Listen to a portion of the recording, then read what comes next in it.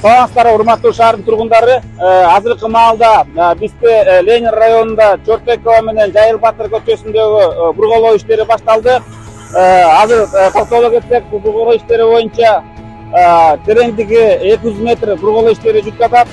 Бул жерден атайын техникалык сууну жердин алдынан чыгаруу максатында иш-чараларды алып баруу мезгилин көрүп турасыздар.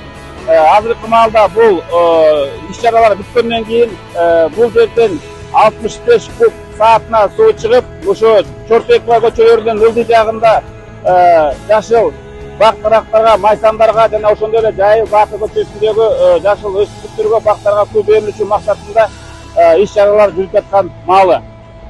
Бишкек суу чарба мекемеси тарабынан буга чейин 1-Май районунда профсоюздун Наски көчөсүндө бурголоо иштери бүтүп, ал жерде азыр скважина иштеп жатат. Андан кийин Октябрь районунда Акунбаева Көкжаңгак көчөсүндө бурголоо иштери башталып, ал жерде дагы 65 куб саатына суу чыгып, азыркы маалда иштеп жаткан кезде.